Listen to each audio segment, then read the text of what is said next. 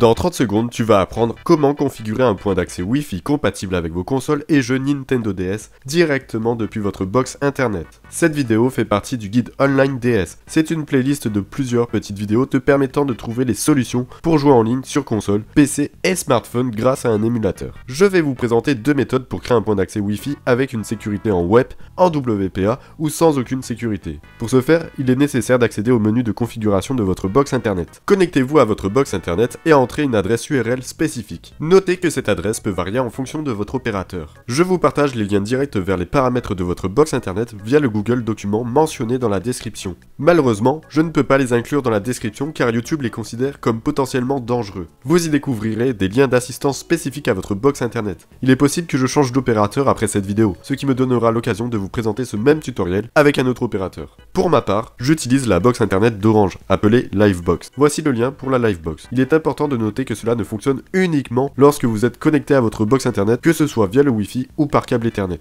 Je vous recommande vivement d'effectuer cette procédure depuis un PC relié à votre box internet par câble Ethernet. Bien que vous puissiez le faire depuis un smartphone ou via une application selon votre opérateur, il est possible que certaines options ou fonctionnalités ne soient pas disponibles. De plus, notez que les modifications que vous apportez concernent la connexion Wi-Fi, ce qui peut entraîner une déconnexion des appareils de votre maison connectés à ce réseau Wi-Fi. Pour commencer, assurez-vous que votre PC est bien connecté à votre box internet. Ouvrez un navigateur internet et saisissez l'URL spécifique pour accéder aux paramètres de votre box internet. Dans mon cas, c'est Livebox/. Selon votre navigateur, il est possible qu'il vous demande l'autorisation d'accéder au site internet. Ne vous inquiétez pas, c'est normal. Il est nécessaire d'accepter cette demande pour continuer et d'accéder à l'interface de votre box internet. L'étape suivante varie si vous avez déjà effectué des modifications dans les paramètres de votre box internet. Vous êtes actuellement sur la page d'identification. Par défaut, l'identifiant est généralement admin et le mot de passe correspond à une partie du code Wi-Fi. Ces informations vous ont été fournies lors de la réception de votre box internet, soit sur une petite carte, dans les documents fournis, sur l'emballage de la box ou même directement sur la box elle-même. En cas d'oubli, utilisez l'option mot de passe oublié. Ensuite, je vous laisse suivre les indications du site pour récupérer ou réinitialiser le mot de passe. Quant à moi, le mot de passe d'administration était inclus dans la documentation de ma box internet sur une petite carte. Cette même carte nous sert à nous connecter au Wi-Fi. Je vous affiche un exemple censuré de la carte. Je saisis le mot de passe d'administrateur et me voilà connecté. Il est possible que vous n'arriviez pas exactement sur la même page, car celle-ci est ma page de fonctionnalité avec mes favoris. Je navigue vers la droite jusqu'à accéder à cette page. Vous remarquerez différents onglets. Ceux qui nous intéressent sont les onglets Wi-Fi et Wi-Fi invité. Je tiens à préciser que toutes les box internet ne proposent pas l'option Wi-Fi invité. Chez Orange, cette fonctionnalité semble être apparue à partir de la Livebox 4. Actuellement, je possède la Livebox 5. Il est probable que les box internet des concurrents ne disposent pas nécessairement de cette option. Ne soyez pas surpris. N'hésitez pas à laisser un commentaire pour aider la communauté en précisant si votre box internet offre cette option et en mentionnant le modèle que vous possédez et de votre opérateur. Moi-même et les futurs spectateurs vous remercieront d'avance. L'option Wi-Fi invité est très utile car elle permet de créer un second réseau Wi-Fi parallèle, facilitant ainsi le partage sans impact sur le Wi-Fi principal. Très pratique, notamment pour maintenir le Wi-Fi principal sans déconnecter les appareils déjà connectés dans votre maison. Le Wi-Fi invité peut être rapidement partagé avec vos invités et se désactive au besoin. Nous pouvons même définir une sécurité différente, ce qui est particulièrement intéressant pour l'utilisation que nous en aurons pour jouer en ligne aux jeux Nintendo DS. Je vais débuter en vous expliquant comment configurer le Wi-Fi invité. Pour ceux qui ne disposent pas de cette option, vous pouvez avancer la vidéo jusqu'au temps indiqué pour accéder aux paramètres du Wi-Fi général de votre box. Même si vous possédez une box internet d'un opérateur concurrent, cette vidéo vous sera utile car les menus sont similaires. Tout d'abord, cliquez sur Wi-Fi invité. Vous trouverez le nom du Wi-Fi invité, simplement composé du nom de votre box suivi de la mention Wi-Fi invite. Le type de sécurité est crucial. Par défaut, il est probablement en WPA2, WPA personnel. Pour mon guide sur les jeux en ligne Nintendo DS, nous allons le configurer en mode Open. Cela signifie qu'aucun mot de passe ni aucune sécurité ne seront requis pour s'y connecter, ce qui nous facilitera la connexion pour les jeux Nintendo DS. Évidemment, si vous souhaitez l'utiliser dans un autre contexte, configurez-le avec une sécurité WPA. Vous avez la possibilité de définir une durée d'invitation. Évidemment, vous n'êtes pas du tout obligé de programmer cette durée, mais je recommande de la limiter, par exemple à 1 heure. J'utilise cette fonction principalement en cas d'oubli, car cela désactivera automatiquement le Wi-Fi invité, empêchant toute connexion non autorisée d'abuser de votre Wi-Fi gratuit. Puis vous ne savez pas ce que les personnes feront avec votre connexion. Cochez la case activer, enregistrer et confirmer.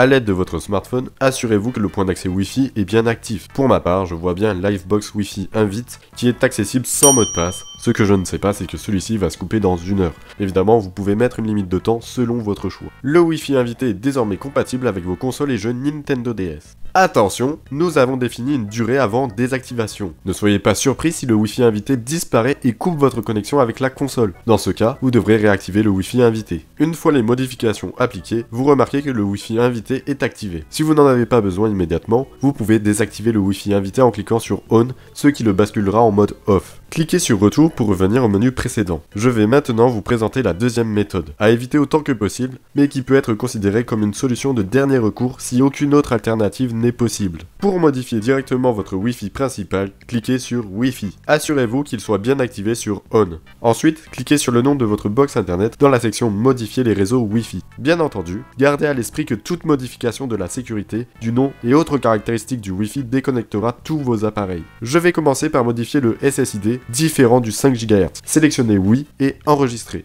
Patientez quelques instants. Cliquez sur Retour en haut à droite. Vous remarquerez que votre Wi-Fi principal s'est scindé en 2 réseaux distincts, l'un en 2,4 GHz et l'autre en 5 GHz. Ce qui nous intéresse, c'est le réseau Wi-Fi en 2,4 GHz, car c'est celui compatible avec les consoles Nintendo. Nous cliquons sur le réseau en 2,4 GHz. Nous savons que nous sommes dans la section 2,4 GHz, car celle-ci est grisée. Vous avez la possibilité de modifier le nom du point d'accès Wi-Fi qui apparaît sur vos appareils. Vous avez également l'option de diffuser ou de masquer le nom. Désactiver la diffusion est une fonctionnalité spéciale. Cela signifie que le point d'accès Wi-Fi ne sera pas visible pour les autres, même si elle est bien présente. Le point d'accès Wi-Fi ne pourra être trouvé uniquement en entrant manuellement le nom du SSID. Cette option active automatiquement le filtrage MAC. Cliquez sur Fermer. Dans les paramètres avancés, vous pouvez changer le type de sécurité, ce qui est crucial. Le WPA2 Personal ou le WPA2 WPA Personal Mixed Mode sont des options qui fonctionnent uniquement sur les DSi et 3DS équipés de jeux Nintendo DS TWL. En revanche, l'option Open signifie que le réseau sera ouvert, sans aucune sécurité, et fonctionnera avec toutes les consoles et tous les jeux Nintendo. Cependant, cela signifie que n'importe qui pourra s'y connecter, sauf, comme évoqué juste avant, en cachant le nom du point d'accès Wi-Fi et en utilisant le filtrage MAC. Concernant le filtrage MAC, il s'est activé automatiquement à la suite de nos précédentes décisions. Vous pouvez consulter les appareils autorisés et en ajouter ou en supprimer. Il faudra revenir sur cette vidéo si vous souhaitez ajouter l'adresse MAC de votre console, comme je vous l'expliquerai dans la vidéo dédiée aux paramètres internet de vos consoles Nintendo DS, DSi et 3DS, pour qu'elles soient reconnues par votre box internet. Par exemple, entrez votre adresse MAC, sélectionnez Plus,